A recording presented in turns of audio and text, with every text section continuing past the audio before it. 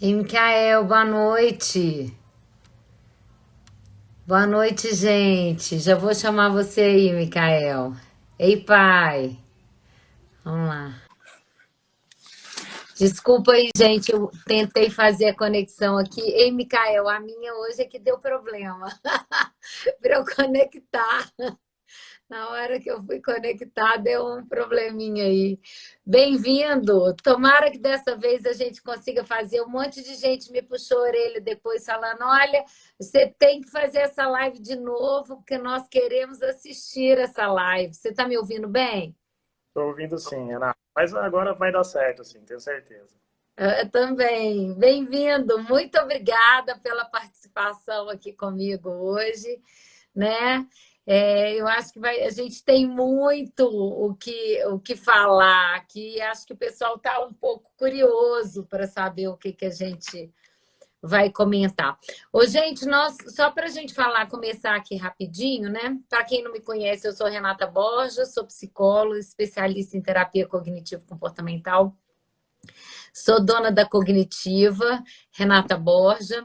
E hoje eu convidei uma pessoa muito bacana para fazer uma live com a gente, que eu acho que tem muito a acrescentar. A gente se conhece já, mandando, trocando umas mensagens, e a gente não se conhece ao vivo, mas os pensamentos compartilham. Então, e eu chamei o Micael hoje para poder falar com a gente de economia comportamental. E eu acho que é um assunto bem relevante, bem interessante, que vai é, agregar muito para nós aqui. Micael, eu queria que você se apresentasse um pouquinho. Ele é escritor no Terraço Econômico, que é um site aí bem conhecido. Então, tem uns textos ótimos que eu recomendo. Quem não conhece, vai lá pesquisar e vai lá assistir, vai lá ler os textos do Micael lá no Terraço Econômico. Mas é muito bacana. Bem-vindos todos, viu, gente? Ai, que bom, tanto de gente entrando. Vamos, e Micael, se apresenta rapidinho aí para nós, para a gente já começar, que o assunto hoje promete. Então, bom, eu sou formado em ciência da computação, que é onde eu entro na área de dados e estatística. Eu tenho algumas especializações na área de finanças e economia. E recentemente comecei a psicanálise, igual eu tinha comentado com você. Agora eu estou fazendo especialização em psicanálise também. E no meu trabalho, então, eu levo muito em conta a análise comportamental, macroeconomia, que envolve também, de certa forma, o comportamento social, o comportamento da sociedade. E isso tudo aplicado indiretamente à psicologia, né? A psicologia ajuda muito nessas análises. Então, eu acabei, no decorrer dos últimos anos, me aprofundando nesse tipo de análise, Renato. Pois é, e eu acho que a gente tem muito aqui, então, assim, em comum para a gente poder conversar aqui. Até hoje me perguntaram: vocês vão falar de psicologia? Eu falei: vamos, vamos falar. Mas eu acho que a gente tem mais coisas para poder colocar aqui. Eu queria começar com uma perguntinha, né? Que você já respondeu na outra live, mas eu quero voltar aqui, porque quem não viu a outra começa com ela aqui, né? O que é economia comportamental? Bom, Renata, a economia comportamental, ela é uma tentativa, e ela é bem recente, na verdade, são análises bem recentes, são tentativas de tentar, de compreender o comportamento do indivíduo, né? Então, toda a economia é guiada por comportamento. Desde comprar uma ação até procura por produtos, aumento de demanda, diminuição de demanda, aumento de oferta, diminuição de oferta, tudo isso é ditado pelas necessidades do indivíduo. Então, toda a economia é guiada dessa forma. Então, a economia comportamental é dentro da ciência econômica, uma área que tenta compreender quais são as decisões do indivíduo. Por que o indivíduo toma tais decisões, por que ele deixa de tomar, como que ele lida com o risco, como ele lida com o mercado financeiro, como que ele lida com a inflação, como ele lida com a política. Então, a análise econômica, ela tenta interpretar tudo isso, desde o porquê alguém compra um produto até as decisões que as pessoas têm em carreira, em sociedade, em trabalho, e tudo isso influencia a economia de um país como um todo. É interessante, né? Porque isso que você está colocando, assim, e isso eu vou começar a provocar o pessoal aqui. Porque a gente tem uma ideia que economia é uma coisa muito exata, porque você fala, a economia é bem racional, é bem exato. Então, dá aquela ideia. Então, a economia comportamental deve ser algo muito previsível e muito exato e que a gente consegue prever. Só que a gente esquece que as nossas decisões, né, elas estão tomadas em 84% a 96%, elas são tomadas emocionalmente. E aí, como é que fica isso? E aí, como é que nós vamos fazer?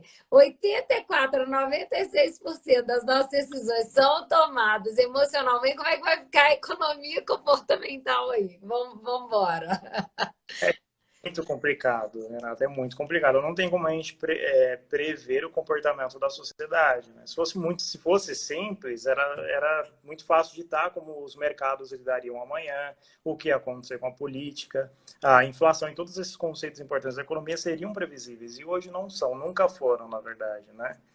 E a economia comportamental, essa análise psicológica dentro da economia, ela se tornou fundamental porque antes todos os cálculos e previsões que eram feitos na economia deduzia que o indivíduo era inteiramente racional, que cada decisão era pautada racionalmente, que ele levava centenas de dados para fazer uma análise, quando não era assim, né? Se não imagina 100 anos atrás, imagina no mercantilismo, 200 anos atrás. Então não era dessa forma. Então a economia ela tem avançado para fazer esse tipo de análise a mais psicológica do comportamento do indivíduo. Então, ela é muito importante. Junto com isso, tem a teoria a teoria dos jogos, né? A teoria dos jogos, ela também tenta interpretar de forma estatística essa decisão que parece aleatória do indivíduo. Muitas vezes o indivíduo parece que tomou uma decisão aleatória.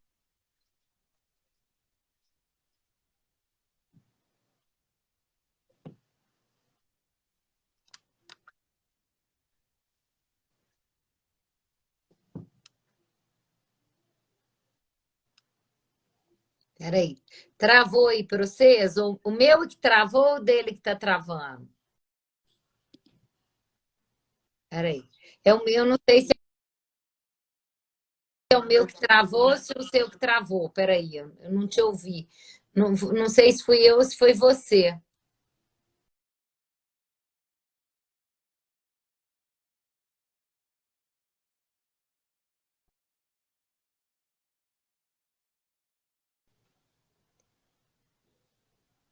Ah, é o dele que está travando, gente.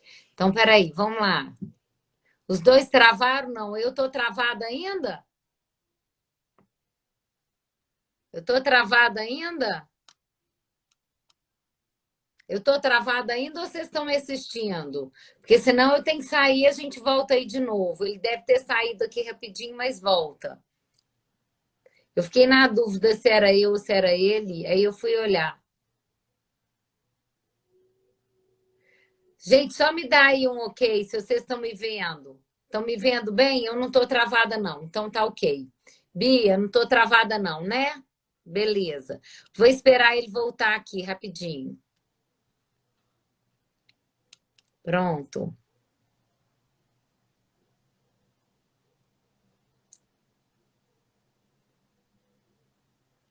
Já entrou aqui, já voltou aqui. Peraí, vamos lá. Pronto, já voltou. Eu falei, deve ser o meu que travou dessa vez. Vamos lá, mas aí continua. Você estava falando da teoria dos jogos. Eu quero que você explique o que é a teoria dos jogos para quem não conhece, para saber. A teoria dos jogos é uma tentativa muito elaborada matematicamente de prever o comportamento do indivíduo. Então, leva centenas de questões estatísticas e matemáticas aí para tentar prever um comportamento de empresas, comportamento de grupos e o comportamento individual. Então, a teoria dos jogos é matematicamente o mais próximo de tentar prever essa tomada de decisão do indivíduo, mesmo que ela seja irracional. Então, se a gente pegasse todo o conceito psicológico todo o conceito psicológico de decisão, psicológico, filosófico, tudo que está acerca da decisão, e tentar se traduzir isso em uma linguagem matemática, o mais próximo disso seria a teoria dos jogos, que é o que mais dá Entendi. nome em Você economia hoje. é na parte da estatística, né? E aí você vê muito isso lá. Me explica um pouquinho, como é que você... Dá um exemplo de como que isso funciona, assim, dentro do seu trabalho hoje, assim. Dá um exemplo para nós.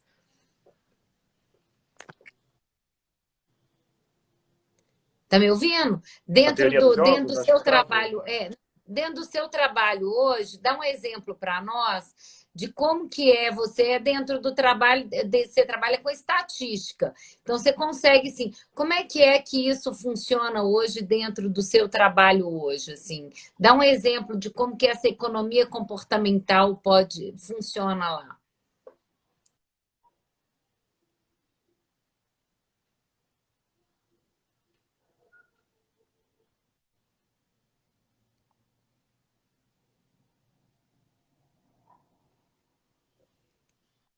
Vamos ver.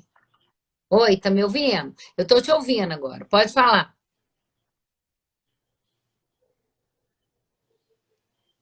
Eu tô te ouvindo. Você tá me ouvindo?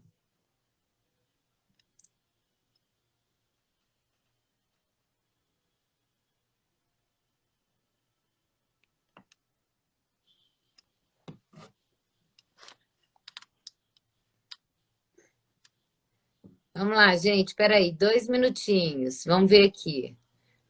Oi, tô te vendo agora. Pode falar. Mas e aí, como é que você poderia explicar para nós?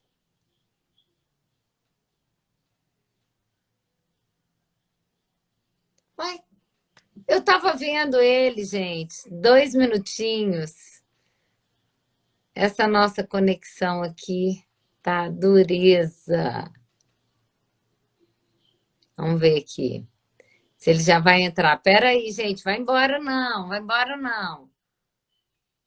Vai embora não. Já voltou aqui, ó. Não vai embora não. Nós vamos falar de teoria dos jogos agora e ele vai explicar um pouquinho isso, como que é que a teoria dos jogos se aplica e qual que é a relação disso à economia comportamental, que foi a pergunta que eu fiz. Então, para quem está chegando aí, essa foi a pergunta minha para o Mikael. Hein, Mikael? E aí? Já fiz a pergunta aqui. Como é que é? Como que isso se aplica?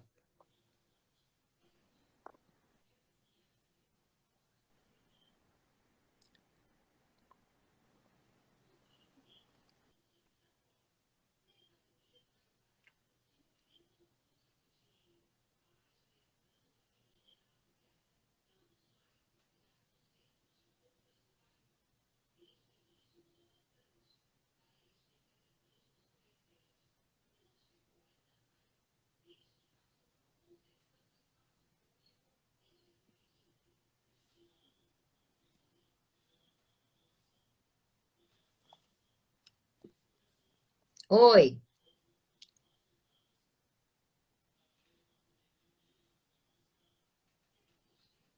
eu tô te vendo. Não tô te ouvindo agora, mas eu tô te vendo.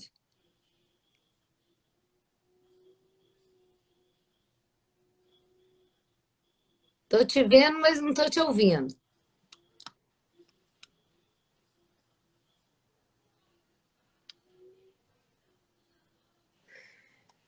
Vamos ver aqui, gente. Deixa eu ver se ele vai falar alguma coisa aqui para mim.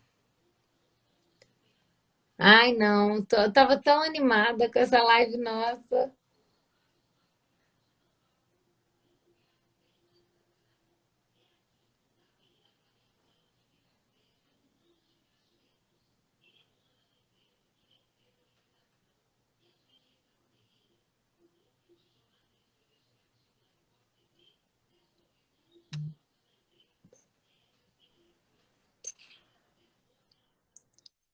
Pronto.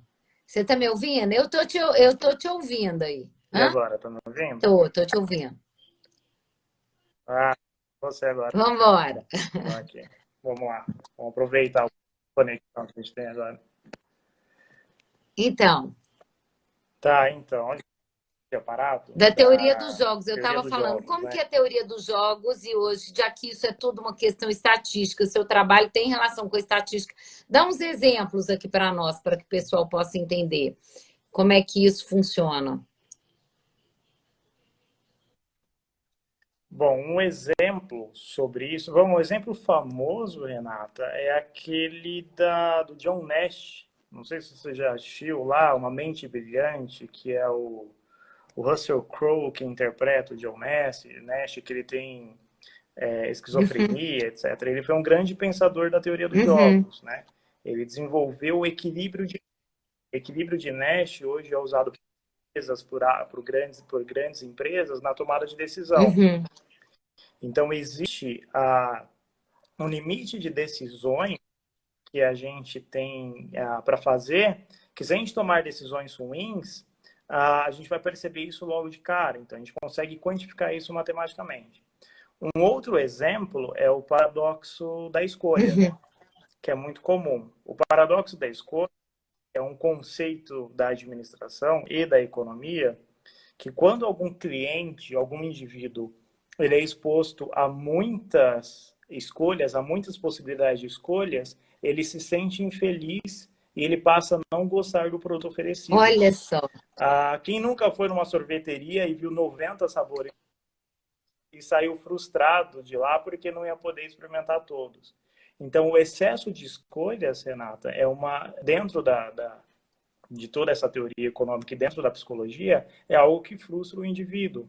E não só no sorvete, né? Eu acho que mesmo em decisões de trabalho, em decisões individuais, É, e não é só relacionamento, isso. quando a gente acaba se envolvendo com excesso de escolha, É, a gente quer ser guiado de alguma forma e não é consegue. isso que você falou, é muito importante, porque assim, o excesso de escolha, ele gera realmente uma apatia. Então, a gente vê isso muito nos jovens hoje em dia, assim, as possibilidades, a facilidade gera muito nos jovens, às vezes, uma certa apatia. É tanta coisa que eu brinco que é aquela história. Se você tem duas roupas para escolher, você tem duas roupas para escolher. Se você tem um armário lotado, aí já virou problema. Aí já vira problema, né? Então, assim, na realidade não deveria, né? A gente fala, nossa, eu tenho mais opções, seria mais interessante, mas não é bem assim que a nossa mente funciona, né? Aí me coloca um pouquinho assim, né? O que, que é que a economia comportamental ela tem para agregar para a economia em si? O que, que você me diz disso? O que, que é economia comportamental? Como que ela pode agregar e o que, que ela agrega à economia em si? Bom, a economia comportamental, Renata, ela tem se tornado cada vez mais fundamental para qualquer análise econômica, né? Essa análise comportamental do indivíduo, ela é importante desde a macroeconomia, quando governos decidem políticas de consumo, de metas de inflação, até a economia empresarial, quando a gente lida com o comportamento do consumidor ou com a gestão empresarial, quando a gente lida com as necessidades de um funcionário. Então, hoje, a economia comportamental ela entra em várias vertentes da economia e da administração. Então, é muito difícil hoje separar, dentro de todas essas vertentes, a análise comportamental. A análise comportamental ela está hoje de como uma empresa lida com seus funcionários, com seus clientes, ou como uma nação, como um país, traça políticas econômicas e traça medidas de social, o âmbito de retomada econômica, ou crise, ou coisas do tipo. Então, essa análise comportamental ela está intrínseca em todos esses tipos de análise econômica e política também. Agora, tem uma coisa que a gente andou conversando, da outra vez não deu para você falar, que é o efeito Dunning-Kruger. Que aí você ia falar para nós sobre efeito Dunning-Kruger. Gente, isso é muito interessante. Conta para nós um pouquinho o que é esse efeito Dunning-Kruger para poder o pessoal entender aí.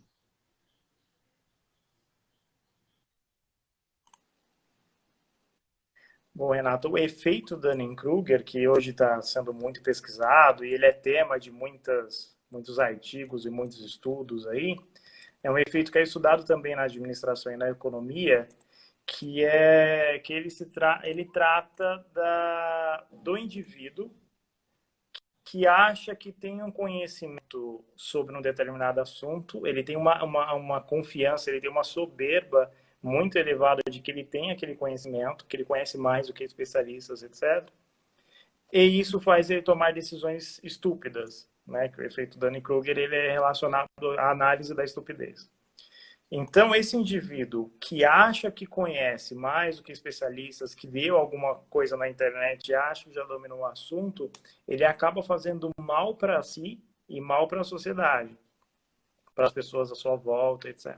Então, é o efeito da soberba. É aquele cara que acha que conhece, que já conhece do tema, que ignora os especialistas e acaba tomando decisões não fundamentadas. E essas decisões fundamentadas são nocivas tanto para o indivíduo quanto para todos à sua volta. Então, quando uma pessoa num cargo de liderança, numa empresa, num país, ou mesmo numa família, como o líder de uma família, esse indivíduo, quando ele sofre desse efeito Dunning-Kruger, quando ele tem essa soberba de achar que ele conhece todos os temas e que não precisa respeitar especialistas ou que ele não precisa pesquisar mais sobre o tema, ele acaba fazendo mal as suas ações acabam tendo consequências ruins como um todo, não só para ele, mas para ele E também. hoje a gente está vivendo isso, eu te perguntei isso, porque isso para mim é uma coisa muito importante. Porque o que, que a gente tem visto hoje dentro da nossa sociedade, até eles estão falando muito agora sobre essa coisa do cancelamento, e isso tem muito a ver, assim, a minha verdade é a verdade absoluta, eu estou certo, você está errado, e mesmo que eu não entenda do assunto, eu dou palpite naquele assunto e eu acho que eu estou certo. É interessante que na terapia cognitivo-comportamental, né, tem os erros de pensamento. E dentro dos erros de pensamento tem um erro, né, que nos Estados Unidos eles chamam acreditar no assessor de imprensa. Eu, no Brasil, eu costumo, na hora que eu fiz o meu e-book com os erros de pensamento, eu mudei o nome, porque acreditar no assessor de imprensa é uma coisa que ninguém vai entender o que isso significa. Aí eu falei, acreditar no bajulador, né? Acreditar no puxa-saca, modo de dizer. Mas o que é esse erro de pensamento? Esse erro de pensamento é aquela ideia de que se eu sou bom numa determinada área, eu sou bom em todas as outras, e eu me basto e todo mundo tem que me ouvir. E às vezes tem gente que não é nem bom numa área e já se acha bom em todas, já acha que tudo que ele sabe. Então, assim, ele tem essa soberba que você falou, né? É uma superioridade ilusória, né? Que não é uma superioridade real. Então, assim, e eu chamo isso também, às vezes, de filtro mental positivo, é um outro tipo de erro também, que você filtra as coisas, né? Só pega o ponto positivo do negócio, não pega a crítica, desconsidera a crítica e vai se achando.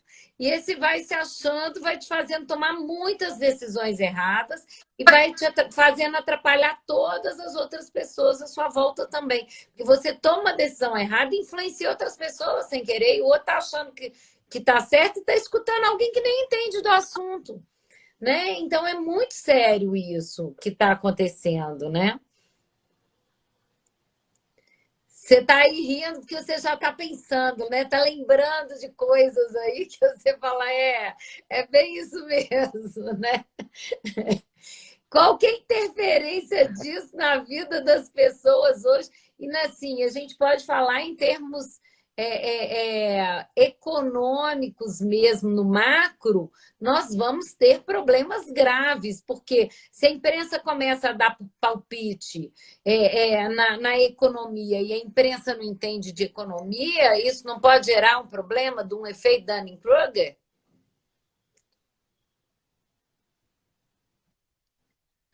Bom, Renata, definitivamente, né? A gente tem até uma piada dentro de quem faz esse tipo de análise econômica de que toda a grana que é perdida, todo o crescimento financeiro exponencial que é perdido, ele é perdido pela estupidez, né? Se a humanidade não fosse estúpida, todos viveríamos ricos e teríamos pleno emprego, plena capacidade de compra e coisa do tipo.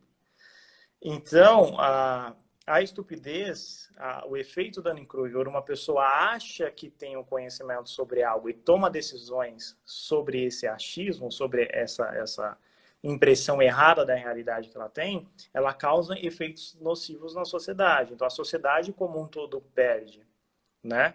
Então, economias inteiras, nações inteiras, empresas, setores da economia, setores de desenvolvimento, relações entre países, sei lá, commodities, preço de ações, tudo acontece porque alguém em algum momento tomou uma decisão errada, certo? E essa decisão errada é sempre alguém que achou que estava certo, achou que tinha um conhecimento sobre o tema, que estava se baseando nas informações certas, quando na verdade não estava se baseando nas informações certas, ou talvez não se base em informação nenhuma.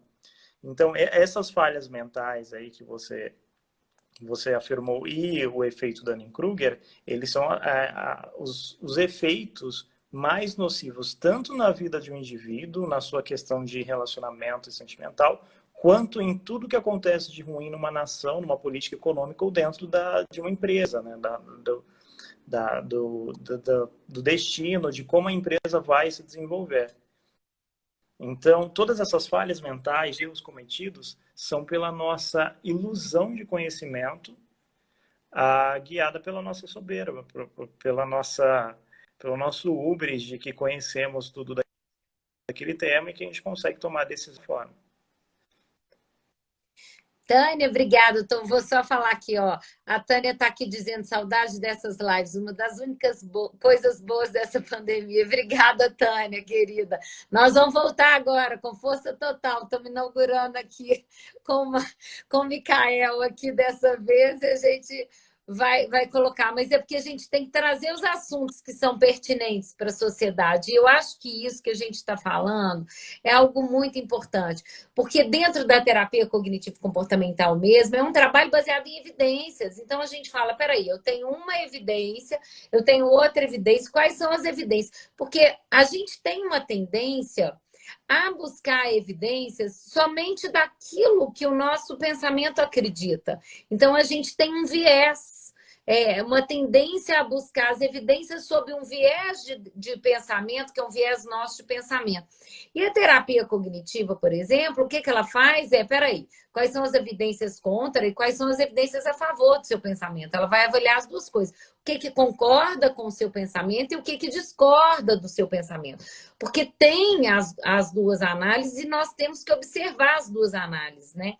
Eu falo muito que eu sempre fui muito questionadora, sabe, Micael? Desde pequenininha, era uma coisa meio assim, meio TDAH, aquele funcionamento TDAH, né? Eu pegava as coisas meio assim no ar, aí eu vi. Isso às vezes irritava as pessoas, porque as pessoas achavam que eu não tinha entendido. Não, mas é porque eu estava conectando, não, mas se isso é assim, isso talvez seja assim, deixa eu ver se é isso mesmo. Aí eu ia confirmar e eu perguntava. Às vezes irritava, tinha gente que gostava, mas eu sempre fui muito curiosa de querer saber por que isso era daquele jeito e como é que isso se construiu e por que funciona assim. E aí eu ia pesquisar se tinha um outro jeito de funcionar e se tinha outro jeito de fazer aquilo, porque eu sempre fui querendo saber se tinha outro jeito. O que eu vejo hoje é que as pessoas estão pouco questionadoras. Elas não pôs uma coisa na cabeça, acredita que é aquilo, não questiona, não sabe fazer esse tipo de análise. Peraí, não, deixa eu ver. Não, esse troço não está batendo com isso daqui, não. Eu leio o livro, meus livros são todos rabiscados. Minha mãe, bibliotecária, está aí me assistindo, ela fica brava, porque a gente, quando eu era pequenininha, ela falava, não pode riscar em livro. Mas meus livros são assim, não concordo. Não acho que deve ser assim, vou pesquisar. E aí, quando eu ponho não concordo, eu vou pesquisar para poder ver se tem alguém que está falando diferente. Porque se me deu uma pulga atrás da orelha, eu vou lá buscar. Eu não fico com a pulga atrás da orelha e vou criando, vou entendendo como que aquilo ali funciona e vou pesquisar. Tudo meu é na base da pesquisa. Eu vou pesquisar para ver, deixa eu testar. Quando eu fiz o meu mestrado mesmo, foi uma das coisas. Eu falava, gente, tem uma coisa muito esquisita acontecendo.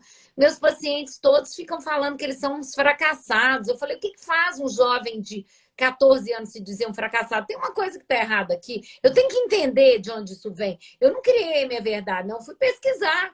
Eu fui lá perguntar para poder entender o que era, de onde, o que estava acontecendo. Eu falei, bem, se eu quero entender o fracasso, então talvez valha a pena eu estudar o sucesso. Porque eu estudando sucesso, eu vou entender. Se eu entender o que para as pessoas é ser bem-sucedido, aí eu vou entender para elas porque que elas se consideram fracassadas. Então, eu fui pesquisar. Então, a gente vê hoje, né, as pessoas não pesquisam, não entendem sobre o assunto, né? Eu já vi muita gente, às vezes, falar coisa comigo, eu falo, olha, peraí, eu acho que não é bem assim, de acordo com o que eu estudei. Não, mas é. Mas vem cá, baseado em quê? Qual que é a referência que você tem? Porque eu gosto de ouvir referências. Qual que é a referência que você tem? Me dá uma referência. Me dá um livro, me dá uma matéria para eu ler. Não tem. Ué, mas se não tem, como é que então é assim? Então, a gente está faltando isso hoje, né? Assim, as pessoas estão nesse. Hoje eu acho que as mídias sociais deram um poder para muita gente, e eu acho que é bom esse poder da gente ter essa conexão, mas por outro lado, muita gente que não entende às vezes de um determinado assunto está lá como se fosse um especialista naquele assunto, porque ele é um formador de opinião, porque ele é um cantor famoso, ou porque ele é um jogador de futebol famoso, ou porque ele é uma pessoa famosa. Como ele é famoso, ele sabe do assunto. Mas será que sabe mesmo? Será que ele deveria? Ele é a pessoa mais certa para poder falar? E a mídia está lá perguntando para eles o que eles acham. Né? Isso é o efeito Dunning-Kruger. Não é isso que você está me dizendo?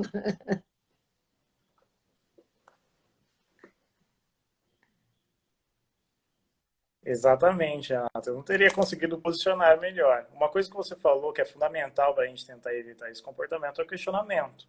Quando a gente questiona as informações que a gente tem, a gente vai atrás, a gente procura entender melhor. Então, questionar as suas próprias impressões ou do que outros falam, sejam celebridades ou líderes, seja o que for, a gente precisa questionar. Ninguém é dono da verdade, muito menos a gente. Então, a gente não pode ter certezas absolutas, né? Só existem duas pessoas que têm certezas absolutas, é os loucos e os mentirosos. Então, não existe certeza absoluta. A gente não pode ter certeza sobre nada. A gente tem que questionar, a gente tem que questionar, a gente tem que procurar informações, se a gente discordar, a gente tem que entender qual vertente de raciocínio que a gente possa concordar. O questionamento é o ponto fundamental. Então, no momento em que a gente passa a ter verdades absolutas e inquestionáveis, a gente parte para o extremismo, e é nesse extremismo que tem a ignorância. Quando a gente não aceita outro ponto de vista, quando a gente briga com os indivíduos à nossa volta, quando a gente se torna intolerante a opiniões que, na verdade, são subjetivas, que não são verdades universais, ou que não são baseadas em teorias científicas ou coisa do tipo.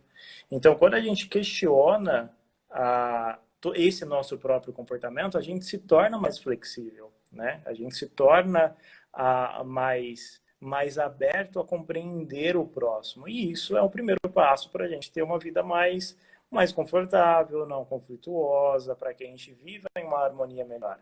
Então, o questionamento, às vezes, filosoficamente, quando a gente vai buscar em um ponto de vista filosófico, ele nos torna um pouco mais melancólicos. A gente começa a ver como que o mundo, às vezes, ele é tão complexo e a gente não consegue absorver, né? Mas, ao mesmo tempo, quando a gente questiona tanto, a gente passa a estar mais aberto a outras verdades, a gente conflita menos com outros indivíduos. E isso faz a gente ter uma vida definitivamente com mais harmonia, mais fácil de ser levada do que com verdades absolutas e atrito o tempo todo. Isso daí era a nossa live de hoje, né? Era falar sobre o primeiro passo para uma vida melhor, ou seja, os conceitos da economia comportamental. Então, assim, né? Qual que é a interferência? Né? Interferência não, quais são os erros de pensamento, né, que estão aí por trás disso tudo e como é que a gente pode modificar isso, né? Eu acho que falar sobre isso, quando eu falo de erros de pensamento, eu trago para a ideia da terapia cognitivo-comportamental mesmo. Quando a gente identifica que isso é uma tendência nossa e que isso é uma tendência de um erro de pensamento, fica fácil da gente identificar o nosso erro e, peraí, tentar mudar e criar uma nova possibilidade. E se a gente cria uma nova possibilidade, a gente vai ter mais uma perspectiva de pensar sobre uma outra forma, de avaliar outra forma de pensar. Aliás, nem pensar. Eu acho que o que eu acho que é bom é a gente aprender a avaliar. Porque eu acho que não é nem eu mudar de opinião, eu pelo menos ter a possibilidade de avaliar se tudo que eu penso é verdade mesmo. Porque a nossa mente prega peças na gente o tempo todo e a gente acha que tudo que a gente pensa está certo, mas nem sempre está. Então a gente tem que aprender a colocar o que a gente pensa em dúvida. E eu acho que isso é o principal, né? Eu vejo que as pessoas hoje na pandemia elas estão sofrendo porque elas querem ter certeza, certeza de que elas não vão se contaminar, certeza de que elas não têm certeza. Eu vou ter que lidar com a possibilidade de que mesmo lavando a mão, mesmo usando máscara, mesmo com distanciamento social, mesmo assim eu ainda posso me contaminar. Como? Não sei, mas eu posso. O vírus é invisível, eu não posso ver. Então nós não vamos ter certezas. E a gente tem que aprender a lidar com essas dúvidas e com essas incertezas, né? Como é que a gente pode utilizar, então, esses conceitos todos, né? Como é que você vê isso tudo, os conceitos da economia comportamental? Eu já estou dando umas dicas aqui de como eu vejo pela terapia cognitivo-comportamental, né? Que é onde elas se conectam. Como é que a gente pode utilizar isso para melhorar a nossa vida, para a gente ter uma vida melhor?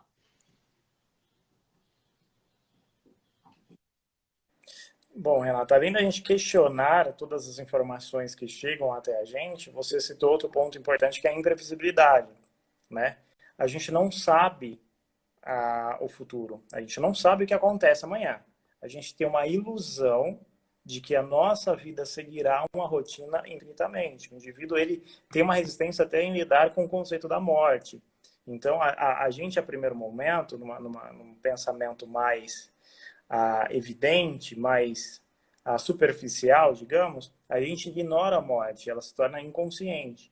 Então, a gente pensa, a gente imagina que tudo seguirá uma rotina e que tudo é previsível. Quando a gente lida com uma situação de imprevisibilidade, é quando acontece a ansiedade, quando o indivíduo fica tenso. E com essa ansiedade e essa tensão é quando a gente começa a cometer erros de pensamento.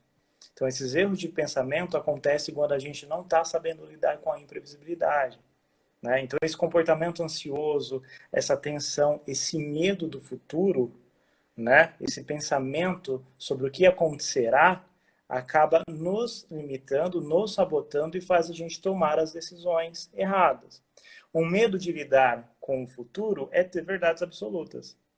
Então, tendo verdades absolutas, eu já sei tudo que vai acontecer amanhã, eu já sei o que é verdade e o que não é, se, se aquilo que é falado é verdade, se aquilo está mentindo ou aquele não está. Então, essas verdades causam essas verdades absolutas causam uma ilusão de segurança, porque a Aham. gente não está conseguindo lidar com a imprevisibilidade, né? Então, essa imprevisibilidade dita muito o nosso comportamento. Então, a gente precisa se policiar. Do que eu estou medo? O que está me causando ansiedade sobre o futuro? O que está me deixando tão tenso? Então, a gente tendo esse controle, a gente não erra tanto. Um exemplo evidente da economia comportamental é que em países em que a política é imprevisível, as pessoas acabam se tornando mais infelizes e têm mais erros financeiros. Olha só. Então, essa ansiedade, mesmo só em um nível político ou em um nível pessoal, ela influencia todo um comportamento econômico numa sociedade, né? Não só individualmente. Então, as nossas ações individuais afetam as ações do todo, Então, né? quer dizer, se você tem É que você pode falar se bem. você tem um problema, né, hoje, por exemplo, com a pandemia que nós estamos vivendo, nós não estamos falando só de Brasil, vamos falar de mundo, né? Nós temos uma imprevisibilidade, nós não sabemos quando é que nós vamos poder voltar a viajar, quando é que nós vamos poder voltar a ter uma vida normal, quando é que a gente vai poder fazer as coisas, e com isso a gente pode acabar tendo comportamentos econômicos, ou seja, o que, que a gente vai fazer com aquele dinheiro, ou que tipo de ação que eu vou fazer de compra ou de investimento ou de gasto, ou sei lá, o que a gente pode fazer, às vezes, alguns tipos de escolhas equivocadas baseadas nessa nossa angústia aí por essa imprevisibilidade, né? Exatamente, Renata. Nos tornamos impulsivos, né? Quando a gente está com medo sobre o futuro, há essa impulsividade excessiva. E essa impulsividade excessiva faz essas decisões erradas. E as decisões erradas nos deixam infelizes. Então, se a gente tentar conter essa ansiedade sobre o futuro, não sermos impulsivos, seja impulsivos em uma decisão econômica, econômica ou numa decisão sentimental ou sobre o futuro do seu trabalho, ou o futuro de um relacionamento, se a gente não for impulsivo, se a gente ter mais calma e cautela para tomar uma decisão, a gente terá uma vida melhor, porque a gente pensou e refletiu melhor sobre essa decisão. Mesmo que seja muito difícil a gente ter uma decisão inteiramente racional, a gente evitar a impulsividade e ter um controle da ansiedade vai ditar melhor o nosso futuro, seja econômico, social, emocional, de qualquer forma. A gente só precisa ter esse controle emocional dessa impulsividade da Isso é ansiedade. maravilhoso, porque isso vai em direção ao quadro de assertividade emocional que eu criei para poder mostrar para os meus pacientes como é que funciona o pensamento, a emoção e o comportamento.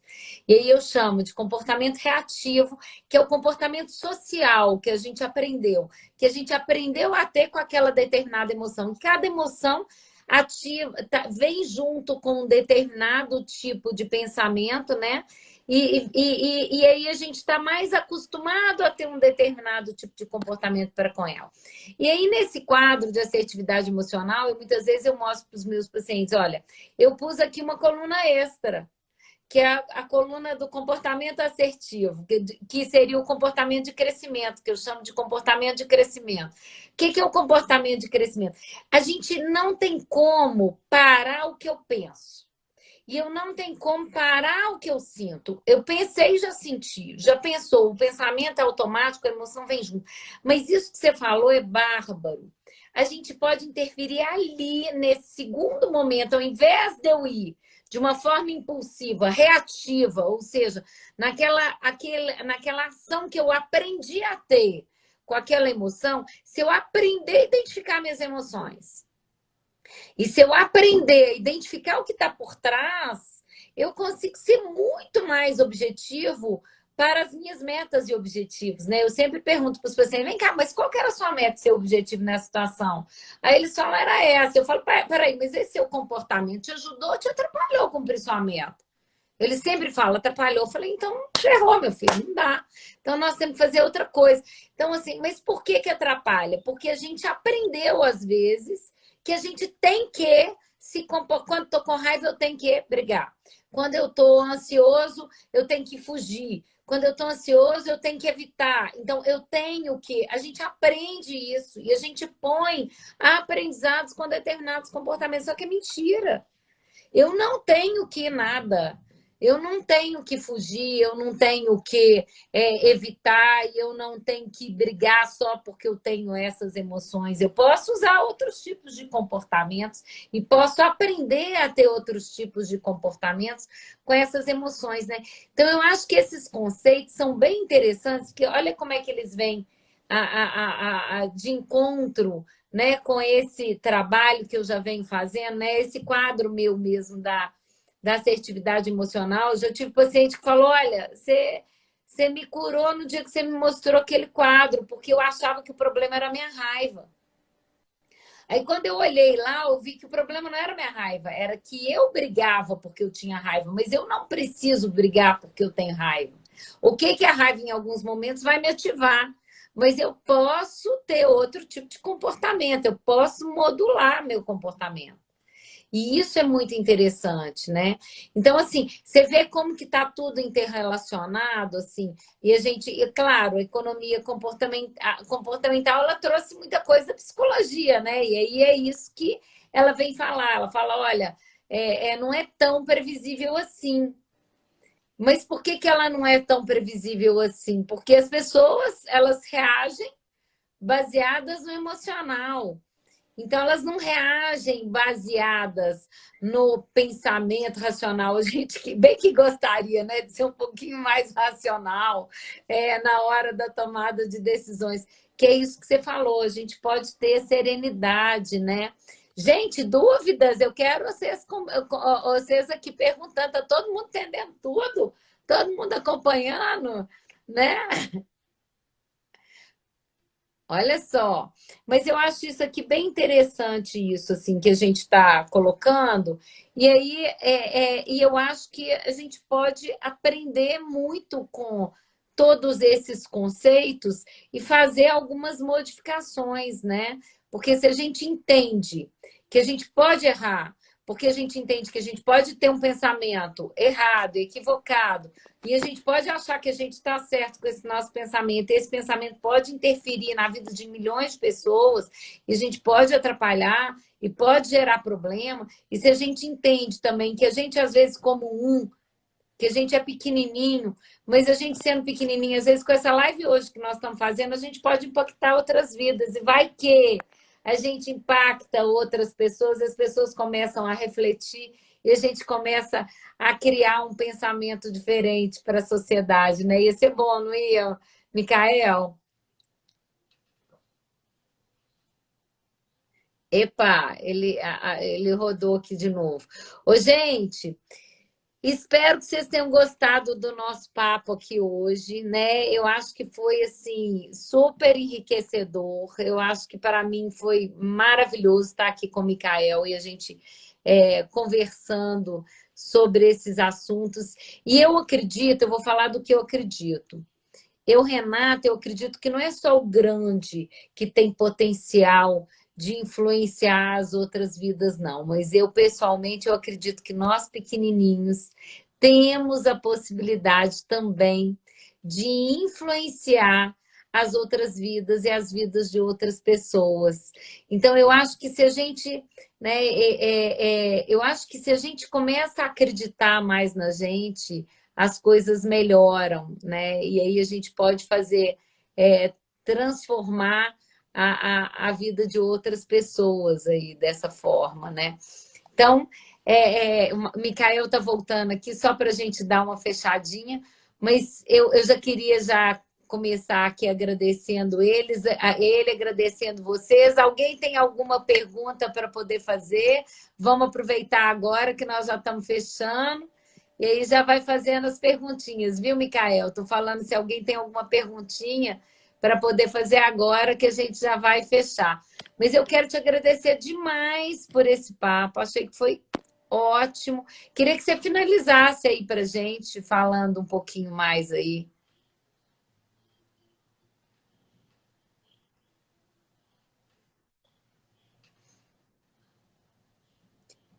Tá me ouvindo? Não.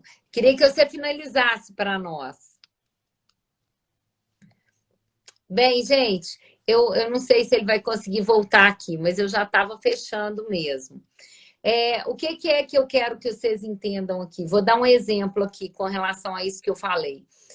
Oi, com isso que eu falei, com relação a gente influenciar. A gente pode impactar negativamente, mas a gente pode impactar positivamente também. Então, assim, se as nossas decisões são decisões de ação em relação ao outro, em relação a uma sociedade, em relação às pessoas à nossa volta, de ajuda, de bem-estar para uma sociedade em si, né? Eu acho que a gente pode mudar muito as coisas. Então, eu sou sempre a favor de pequenas ações, porque as pequenas ações. Micael, voltou? Tá me ouvindo? Tá me ouvindo? Não. Acho que não, gente. Ah, tá Estou ouvindo ouvindo. sim. Então é só para você finalizar. Finaliza para a gente aí, porque eu estava falando que eu acho muito importante as nossas ações individuais também, e a gente que pequenininho, que a gente impacte positivamente a vida das pessoas. Eu acho que a gente tem essa capacidade também. Do mesmo jeito que os grandes têm potencial para estragar, os pequenos têm potencial para arrumar. Então, eu acho que a gente pode fazer diferença, né, na vida das outras pessoas. Finaliza aí para nós.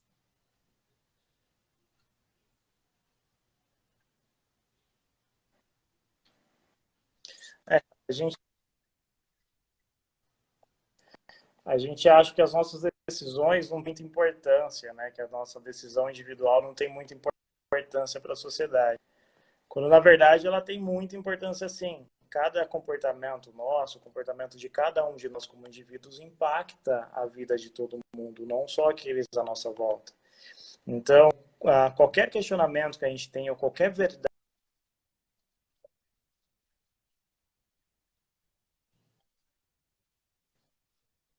como um todo caminhar de uma forma que não é tão boa. Então, nós temos responsabilidade individual para tudo que acontece. Então, nós temos que ter essa percepção de que nós, importantes para a sociedade, e a nossa interpretação do mundo, o modo como a gente lida com a vida, impacta desde toda a economia de uma nação até de uma cidade ou das pessoas que vivem com a gente, as pessoas que estão conosco o tempo todo. Então, para a gente tentar melhorar todo esse comportamento, tudo que acontece na nossa volta, é tentar ser um pouco mais flexível, não absorver verdades absolutas, questionar mais. Dessa forma, a gente consegue impactar a nossa própria vida e a vida de todos à nossa volta, de toda uma nação, da humanidade, talvez, como um todo. Então, o segredo é essa flexibilidade, esse questionamento, que isso vai fazer que a gente leve uma vida melhor e a gente não está ajudando só a gente está ajudando todo mundo aí, tendo essa postura um pouco mais leve e menos assertiva, menos intensa para lidar com as coisas e com todas essas questões. Ó, fechou com a chave de ouro. Quero te agradecer muitíssimo por estar aqui abrilhantando esse nosso espaço. Eu acho que o pessoal gostou aqui bastante. Paulinho, querido, meu amigo está aqui, ó. A gente tem obrigação de impactar positivamente na vida dos outros, né? Então, assim, com certeza somos responsáveis por nós e pelos outros. A Kate tá, é sempre bom ouvir, te ouvir, Renata. Ó, Kate, obrigada, viu? Tânia, obrigada por estar aí. Verdade, fé e ação. É isso aí, é isso que nós precisamos. Né? Verdade, fé e ação. Estamos precisando mesmo. Cada um tomando a sua. Ó, muito obrigada, Micael, por estar aqui conosco, abrilhantando. E volte sempre. Esperamos que possamos conversar sobre outros assuntos aqui depois, em outras oportunidades, tá bom?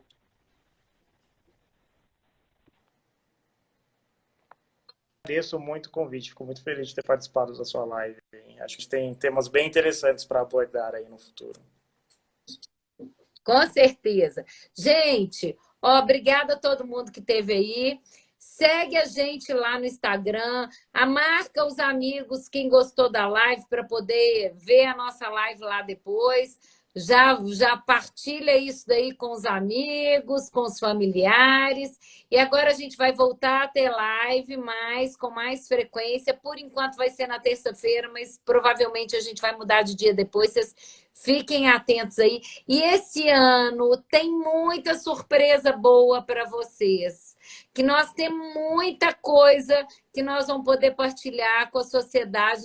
Eu vou apresentar uns cursos bacanérrimos. Nós falamos hoje um pouquinho de ansiedade. Vocês fiquem atentos. Vai ter um curso para o público geral sobre ansiedade. Lindíssimo, que eu preparei com o maior cuidado para vocês, que é para todo mundo, dá para psicólogo, para não psicólogo. E vocês vão entender como a ansiedade funciona e poder utilizar a ansiedade de uma forma positiva e boa, né? Então, Micael, mais uma vez, obrigada. Gente, ó, muito obrigada pela presença de todos e eu conto com vocês aqui nas próximas lives nossas. Obrigadão!